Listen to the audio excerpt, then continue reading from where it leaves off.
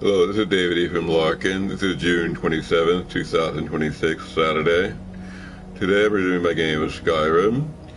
I was on my way back to Whiterun from various adventures, and I'm completing the final leg at this exact moment, facing the, I don't know, a short walk back to the place. Once I get there, I'll be contemplating my next move. Probably another move out west. And so I'm going to start with a reading if I have a book somewhere on me, and then I'm going to move on.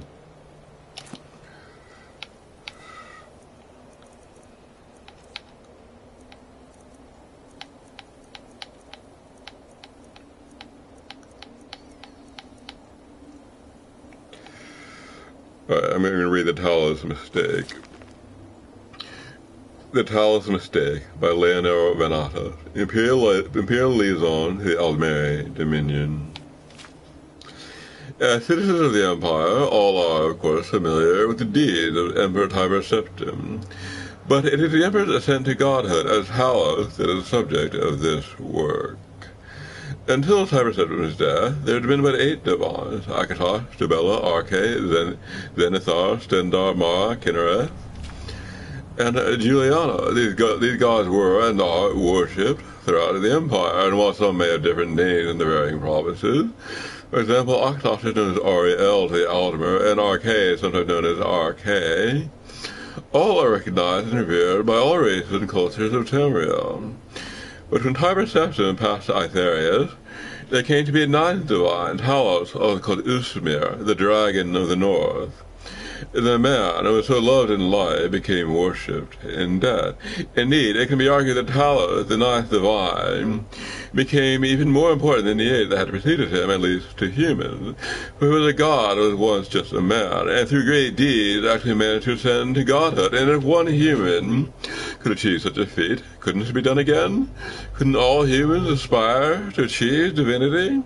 So we thought, we humans, so we continued to worship Talos and to revere him as the ultimate hero god. But that was then, and this is now, and now we know the truth. We were wrong. As citizens of the Empire, we all experienced the horrors of the Great War, and it was not until the signing of the White Gold Concordat, the treaty between the Empire and the Aldmeri Dominion, that we once again knew peace. One of the most important stipulations of that treaty, as every imperial citizen is well aware, is that Talos can only be worshipped as a god. The edict shook at the very foundation of the Empire. There are those who rebelled against the law. Indeed, some still do. But the citizens of the Empire must know this: the Emperor did not agree to outlaw the worship of Talos because it was demanded by the Thalmor, the ruling body of the Aldmeri Dominion. The Emperor agreed to the outlaw of the worship of Talos because it was the right thing to do. Today, the Emperor and the Empire itself recognizes that allowing the worship of Talos was a mistake, for by doing so, by allowing the worship of Talos as a divine, the Empire actually did its people a great disservice, but it only succeeded in weakening the memory of the man, Tiber Septim, and his many extraordinary, the mortal deed. Of the man, Tiber Septim, and his many extraordinary, though mortal deed, and pushing people away from the divine, the true God, who do deserve our love and reverence. And so the Empire admits it was wrong. The Talos mistake will not be repeated. May we find centuries of peace and prosperity with our new Thalmor friends, and continue to share our spirituality that binds together all the cultures and races of Tamriel.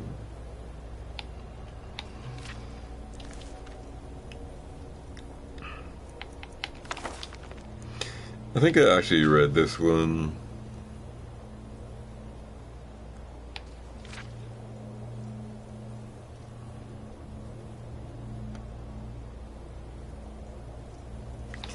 I'll just read it again. Actually, let me see if Lydia has something. Except she's not here. Maybe the goat, Hilda.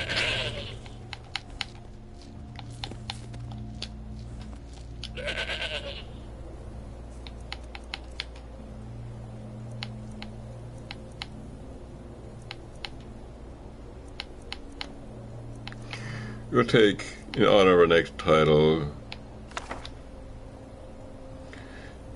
Assassin's Creed 4 Black Flag.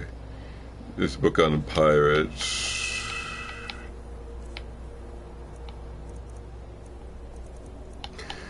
Pirate King. Actually, I think I read this one too. Yeah, I did.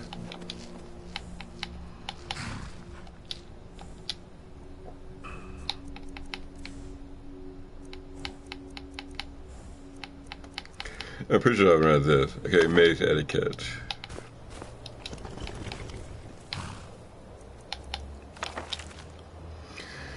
Mace etiquette. Warriors sometimes make the mistake of thinking that there are no tactics with a mace. They assume that the sword is all about skill and the mace is only about strength and stamina. As a veteran instructor of mace tactics, I can tell you they are wrong. Wielding a mace properly is all about timing and momentum. Once the swing of the mace has begun, stopping it or slowing it down is difficult. The fighter is committed to not just the blow, but also the recoil.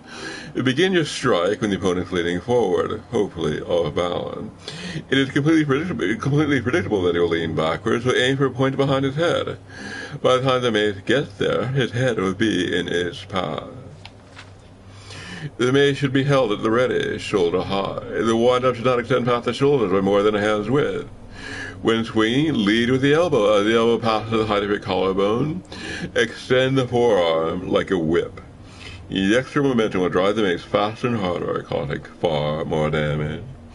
At the moment of impact, let the wrist loosen. The mace will bounce and hurt a stiff wrist. Allow the recoil of the blow to drive the mace back into the ready position, thereby preparing the warrior for a quicker second strike.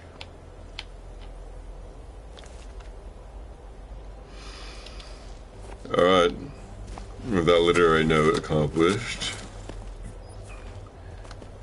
we proceed with a more physical side. Oh, and I want my headphones.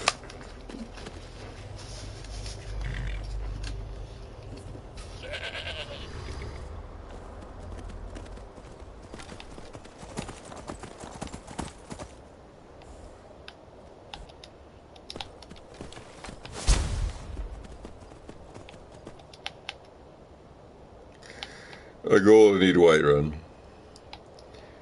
here. So we'll go west.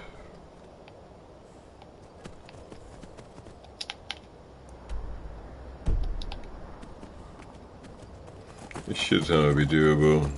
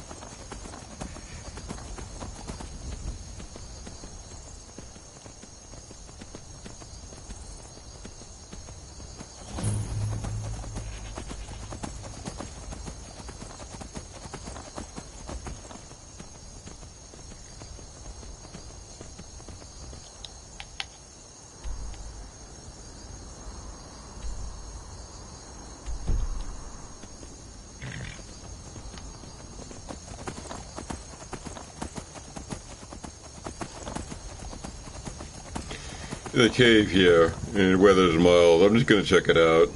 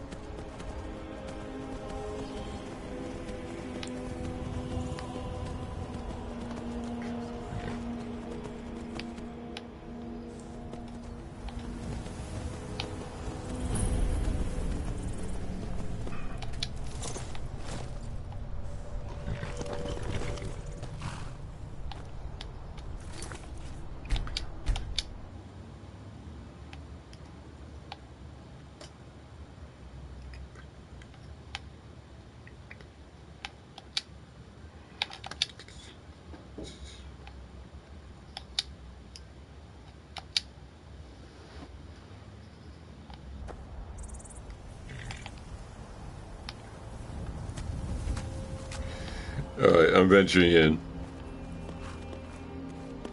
Shimmer Mist Cave.